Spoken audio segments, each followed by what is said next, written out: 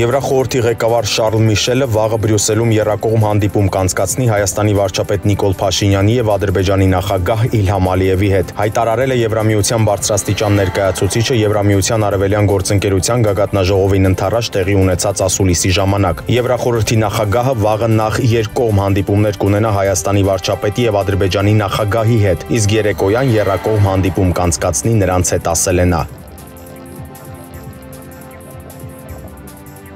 Խորհրդարանական ընդդիմությունը պահանջում է ազգային ժողովի նախագահ Ալեն Սիմոնյանի հրաժարականը։ Այս պահանջը Հայաստան խմբակցությունը ներկայացրել է որպես նախագիծ ազգային ժողովի օրակարգ ընդգրկելու համար։ Այս առաջարկը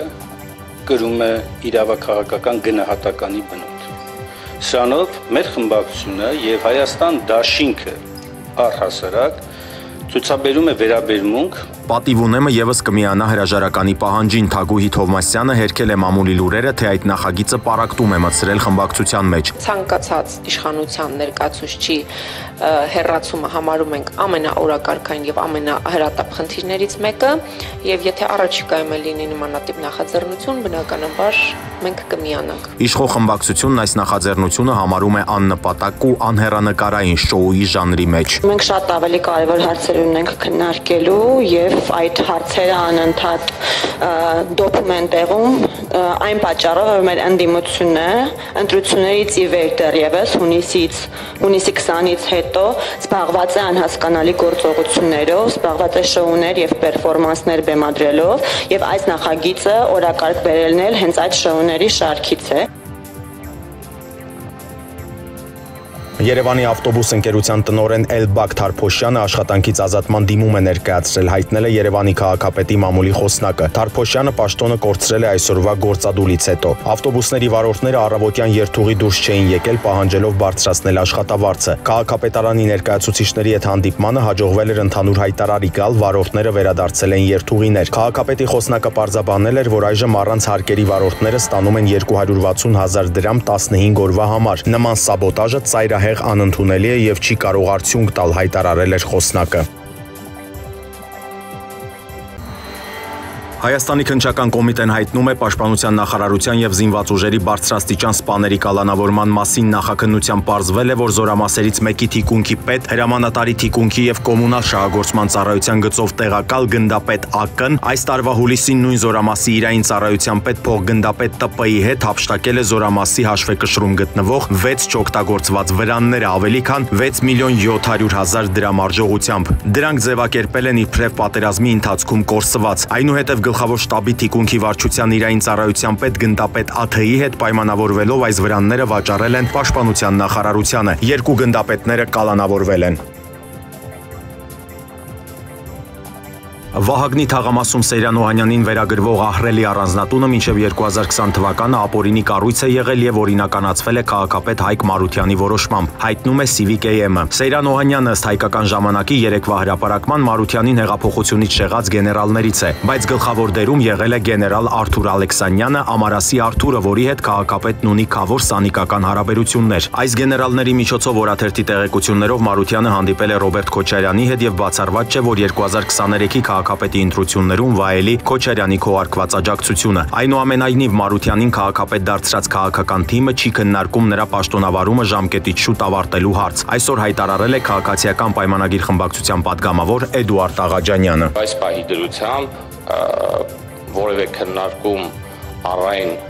որ այդ ժամկետներից ավելի վաղ պետք է պաշտոնավարումը ավարտվի, այս պահին գործնական նման քննարկումներ չկան։ Դա միայն ու միայն հնարավոր կլինի մի քանի օրենքով սահմանված ընթացակարգերով։ Երբ քաղաքապետը ինքը հրաժարական կտա, եթե չեմ սխալվում, երբ հավաքանին անվստահություն կհայտնի,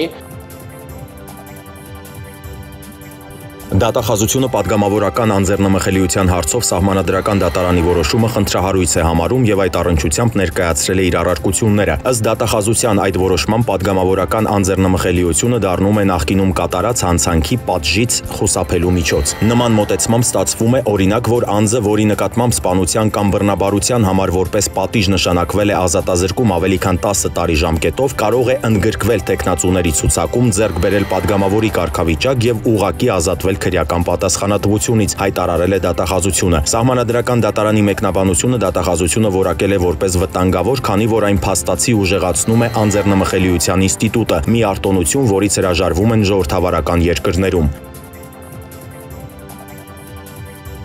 Քննչական կոմիտեն AIP կրթական հիմնադրամի դեմ քրեական գործը կարճելու որոշում է կայացրել հանցակազմի բացակայության հիմքով, հայտարարել է AIP հիմնադրամը։ Խոսքը 2018 թվականին կրթության գիտության նախարարի հայտնի հայտարարությունից սկիզբ առած եւ մոտ 1 տարի առաջ ընթացք ստացած քրեական գործի մասին է։ Արարատյան բակալավրիատ ծրագրի շրջանակում հնարավոր չարաշահումների վերաբերյալ։ Բազմաթիվ ստուգումների եւ քննության արդյունքը ցույց տվեց այն, ինչն ի սկզբանե բացահայտ էր բոլորի համար, այբում չարաշահումներ չկան, ասված է հիմնադրամի հայտարարության մեջ։ Գեղարքունիքի մարզում 59-ամյա տղամարդը 9-ամյա աղջիկ երեխայի նկատմամբ սեքսուալ բնույթի բռնի գործողություններ է կատարել։ Քննչական կոմիտեից հայտնում են, որ այս գործով նախաքննությունն ավարտվել է։ Ըստ ձեռք բերված տվյալների, որ 2021 թվականի հուլիսի 24-ին 59-ամյա տղամարդը, որ եղել է աղջկա կնքահայրը, բնակարանում երեխայի հետ գտնվելով միայնակ, նրա նկատմամբ կատարել է սեքսուալ բնույթի բռնի գործողություններ, սակայն ավարտին չի հասցրել, քանի որ այդ պահին սենյակ է մտել երեխայի մորեղբոր կինը։ Տղամարդը կալանավորվել է։ Քրեական գործը դատարան ուղարկել միջնորդությամբ փոխանցվել է դատախազին։ Արաբկիր վարչական շրջանի Վահագն Դավթյանի փողոցում կրակոցներ արձակելու համար հարուցվել է քրեական գործ, հայտնում են քննչական կոմիտեից։ Դեպքը եղել է դեկտեմբերի 11-ին ժամը 16:15-ին։ Տղամարդը ինքնաձիգից կրակել է փողոցում կայանած Մերսեդեսի ուղղությամբ եւ վնասել այն։ Այնուհետեւ նույն փողոցում խանութի մոտ ապա մոտակա փողոցների հատման վայրում կրակոցներ է արձակել դեպի օդ եւ դիմել փախուստի։ Մերսեդեսի վրա հայտնաբերվել է կրակոցի 12 հետք։ Ոստիկանները պարզել են կրակողի ինքնությունը, նա Երևանի բնակիչ է, 38 տարեկան։ Ոստիկանությունը ձեռնարկում է միջոցառումներ նրան հայտնաբերելու ուղղությամբ։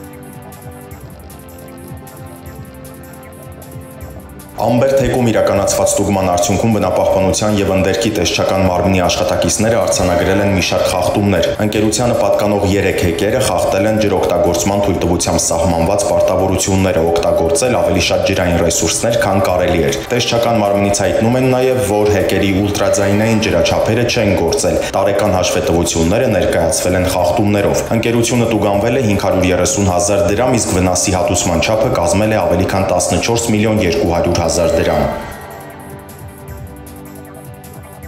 Վարչապետ Նիկոլ Փաշինյանը ներկա է եղել Վաղարշապատի Գորկու անվան ավագ դպրոցի վերաբացման արարողությանը։ Վարչապետը շրջել է դպրոցում, ծանոթացել կատարված աշխատանքներին։ Ուսումնական հաստատության 3 մասնաշենքերն ամբողջովին հիմնանորոգվել են, համալրվել են նոր գույքով եւ տեխնիկական միջոցներով։ Հիմնանորոգումն իրականացվել է Համաշխարհային բանկի համաֆինանսավորմամբ։ Դպրոցն այս ծրագրի շրջանակում երկրորդ փուլով հիմնանորոգվող 8 ավագ դպրոցներից մեկն է։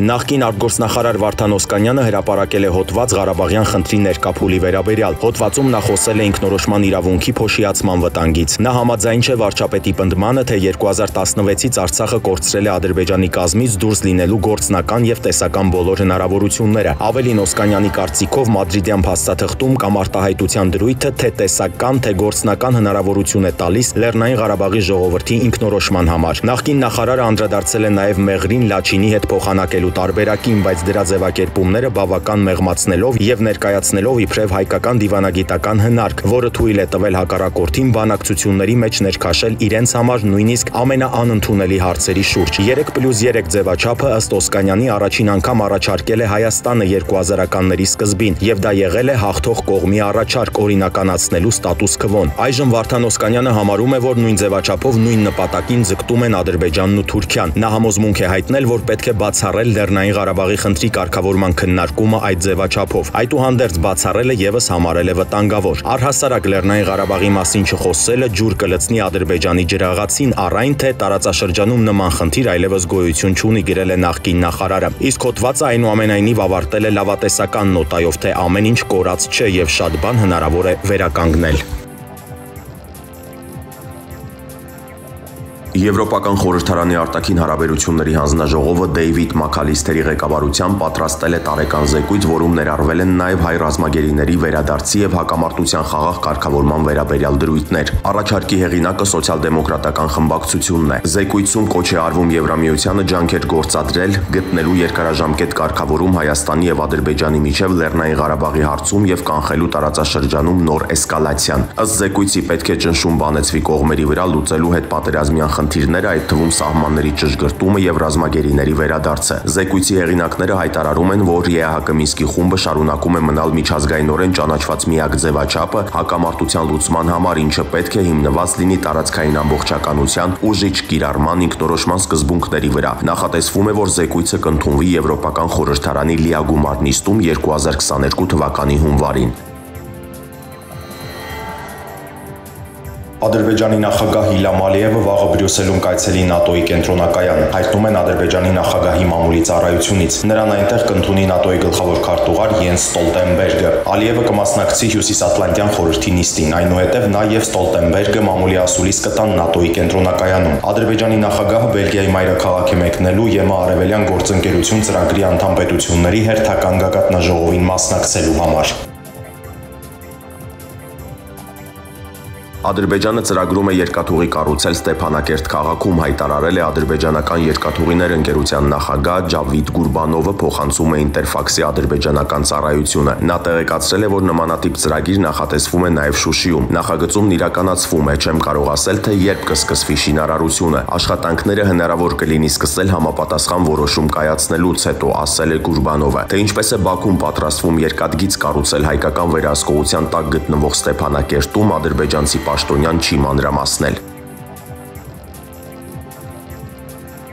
Գորիս-Կապան ավտոճանապարհի Ադրբեջանի կողմից վերահսկվող հատվածում գանձվել է մոտ 2 միլիոն մանատ կամ ավելի քան $1 միլիոն մաքսատուրք, հայտնել է Ադրբեջանի Մաքսային պետական կոմիտեի նախագահ Սաֆար Մեհդիևը։ Օտարերկրյա մեքենաները եւ քաղաքացիները անցնում են գրանցում եւ մաքսատուրքեր վճարելով Ադրբեջան մուտք գործում, ճիշտ նույն եղանակով, ինչպես Ադրբեջանի պետական սահմանը հատելիս, մյուս հսկիչ սահմանային անցակետերում, ապա լրատվական գործակալության փոխանցմամբ ասել է Մեհդիևը։ Հարցին թե արդյոք հայկական կողմը կձեռնարկի նույնպես քայլեր, ադրբեջանցի պաշտոնյան դժվարացել է որոշակի պատասխան տալ։ Իրենք են որոշելու ինչ են անելու, երբ մեր մեքենաները մուտք գործեն հակառակ կողմ, ասել է նա։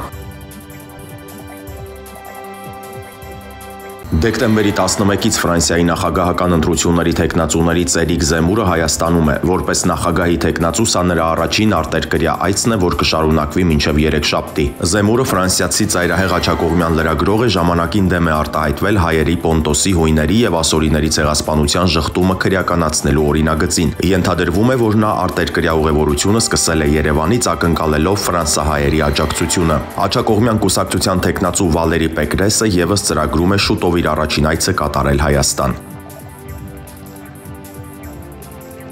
Իսրայելի վարչապետ Նավթալի Բենեթը մեկնել է Արաբական Միացյալ Էմիրություններ հանդիպելու թագաժառանգ արքայազն Բեն Զայեդ Ալ-Նահյանին։ Սա ամենաբարձր մակարդակի այցն է անցյալ տարի երկրների միջև պաշտոնական հարաբերությունների հաստատումից ի վեր։ Իսրայելի վարչապետը առաջին անգամ այցելում է Պարսից ծոցի երկիր եւ դա տեղի է ունենում Իրանի հետ լարվածության աճի ֆոնին։ Իրանական սպառնալիքը հավանաբար կլինի նրանց հանդիպման հիմնական թեման։